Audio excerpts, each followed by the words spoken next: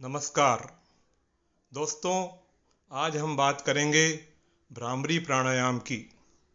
इस प्राणायाम में श्वास छोड़ते समय मस्तिष्क में भ्रमर अर्थात भंवरे की तरह गुंजन किया जाता है, इसीलिए यह भ्रामरी प्राणायाम कहलाता है। इसमें एब्डामिनोथोरेसिक पद्धति से फेफड़ों को हवा से पूरा भरकर दोनों आँखों को दोनों हाथों से बंद करते हैं तथा दोनों मध्यमा उंगलियों से नासिका के मूल में आँख के पास से दोनों ओर से थोड़ा दबाते हैं एवं अंगूठों के द्वारा दोनों कानों को पूरी तरह बंद कर लेते हैं। अब नाद रूप में मस्तिष्क में ओम का उच्चारण व भ्रमर की तरह गुंजन करते हुए श्वास को नाक से इस तरह धीरे धीरे बाहर छोड़ते हैं कि उसके स्पंदन व गुंजन से हमारा मस्तिष्क व सभी ब्रेन सेंटर्स वैसे ही स्पंदित होकर एकदम स्वच्छ, तरोताज़ा, शांत व आनंदित हो जाएं, जैसे सितार के तारों को छेड़ने से हुए स्पंदन से निकले मधुर स्वर से सभी सुनने वाले हो जाते हैं, जिससे ध्यान लगाने में मदद मिलती है। इसके रिदमिक व सूदिंग स्पंदन व गुंजन से हमारा ऑटोनॉमिक नर्वस सिस्टम भी सिंक्रोनाइज सम हो जाता है, जिसकी वजह से हाइपरटेंशन के मरीजों को ब्लड प्रेशर में लाभ होता है तथा पल्स रेट भी कम होती है। हार्ट व डायबिटीज़ के रोगियों को भी लाभ होता है। इस प्राणायाम में श्वास छोड़ना श्वास लेने से काफ़ी लंबा होता है। इस प्राणायाम में गुंजन बहुत जोर से नहीं करना चाहिए, क्योंकि भ्रामरी प्राणायाम का उद्देश्य मस्तिष्क को स्पंदित कर रिलैक्स करना है, न कि उसे उत्तेजित करना। अन्यथा उसका हमारे मस्तिष्क व ऑटोनॉमिक नर्वस सिस्टम पर वैसे ही विपरीत असर हो सकता है जैसा बहुत लाउड म्यूजिक से हमारे मस्तिष्क के उत्तेजित होने से होता है। इस प्राणायाम को 5 से 10 मिनट तक करने से हम मेडिटेशन की अवस्था में पहुंच जाते हैं, इसलिए यह प्राणायाम मेडिटेशन की एक विधि भी कहलाता है।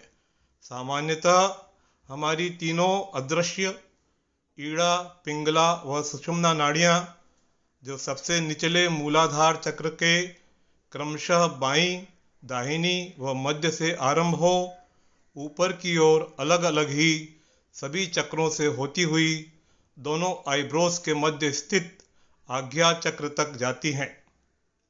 भ्रामरी प्राणायाम में मस्तिष्क में होने वाले स्पंदन व गुंजन से ये नाड़ियाँ भी सक्रिय हो जाती हैं, जिसकी वजह से हमारे सभी चक्र भी सुषुप्त अवस्था से जागृत हो सक्रिय हो जाते हैं तथा जिससे धीरे धीरे कुंडलिनी जागरण होने लगता है।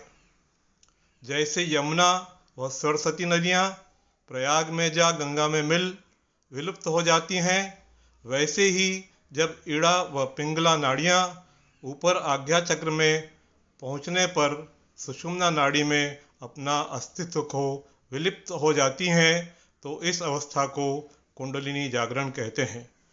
कुंडलिनी जागरण ही हमारी सुषुप्त पड़ी तीसरी आँख की खुलना कहलाता है।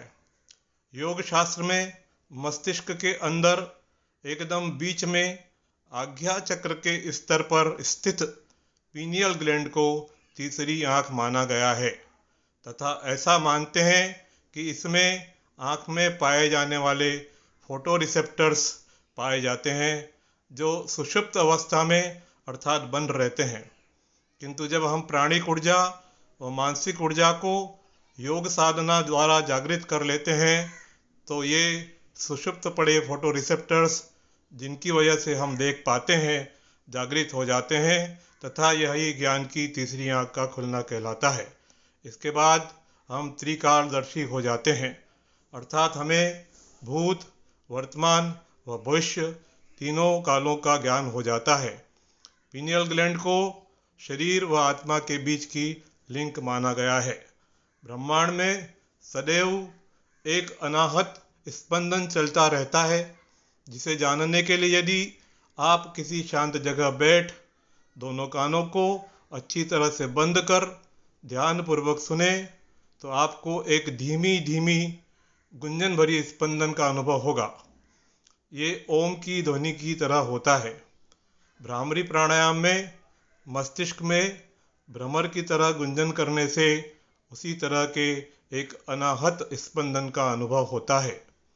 इस प्राणायाम द्वारा जब आपके व ब्रह्मांड के स्पंदन सम हो जाते हैं तो आप मेडिटेशन की दशा में पहुंच जाते हैं और उस परमपिता परमात्मा के नज़दीक हो जाते हैं।